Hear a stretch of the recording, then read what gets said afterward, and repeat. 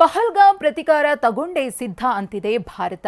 ಇದರ ಮಧ್ಯೆ ಉಗ್ರರ ದಾಳಿ ಬಳಿಕವೂ ಬೆಂಗಳೂರಿನ ಪ್ರವಾಸಿಗರು ಧೈರ್ಯದಿಂದಲೇ ಕಾಶ್ಮೀರ ಪ್ರವಾಸ ಕೈಗೊಂಡಿದ್ದಾರೆ. ಯಾರು ಬೇಕಾದರೂ ಪ್ರವಾಸ ಮಾಡಬಹುದು ಅಂತಿದ್ದಾರೆ.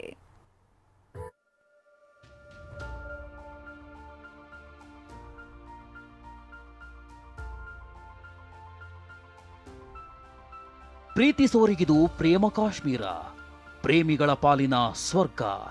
ಆದರೆ ಇದೇ ಜಾಗದಲ್ಲಿ ಮೊನ್ನೆ ನರಕ ದರ್ಶನವಾಗಿತ್ತು. ಈ ಘೋರದ ನಡುವೆಯೂ ರಾಜ್ಯದ ಹಲವರು ಬದುಕಿ ಬಂದಿದ್ದಾರೆ.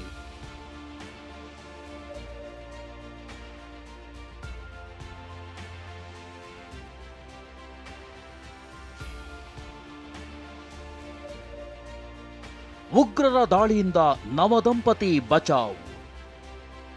ಬೀದರ್ನ ಈ ಮುದ್ದಾದ ನವವಿವಾಹಿತೆ ಜೋಡಿ ಉಗ್ರರಿಂದ ಸ್ವಲ್ಪದರಲ್ಲೇ ಬಚಾವಾಗಿದ್ದಾರೆ. ಅವಿನಾಶ್ ಮತ್ತು ಪತ್ನಿ ಜಯಶ್ರೀ ಮತ್ತು ಸಹೋದರ ಸಂಬಂಧಿ ಜೊತೆ ಕಾಶ್ಮೀರ ಪ್ರವಾಸ ಕೈಗೊಂಡಿದ್ರು. ಅದೇ ಕುದುರೆ ಮೇಲೆ ಮಿನಿ ಸ್ವಿಟ್ಜರ್ಲ್ಯಾಂಡ್ ಪಹಲ್ಗಾಮ್ಗೂ ಹೋಗಿದ್ರು.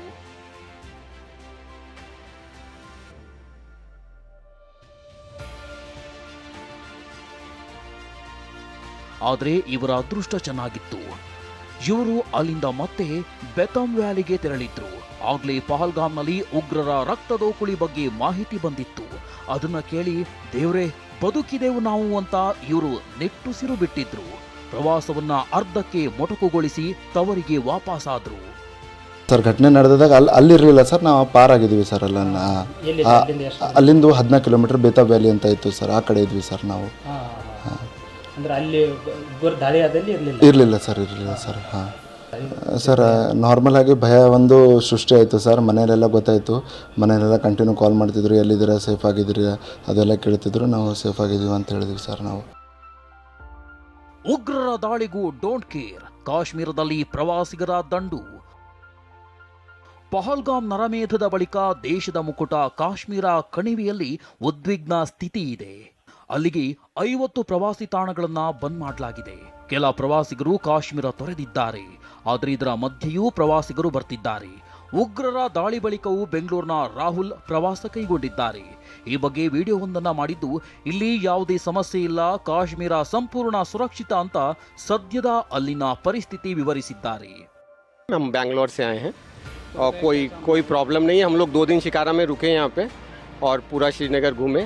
कोई प्रॉब्लम नहीं है, एब्सोल्युटली सेफ. हम लोग आज जो है गोंडुला जा रहे हैं, गुलमर्ग जा रहे हैं. so, हम तो 10 दिन के लिए आए हैं.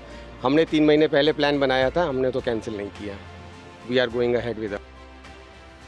ಸಮುದ್ರ ಮಾರ್ಗದಲ್ಲಿ ಶತ್ರುಗಳು ಒಳನುಗ್ಗದಂತೆ ಹದ್ದಿನ ಕಣ್ಣು.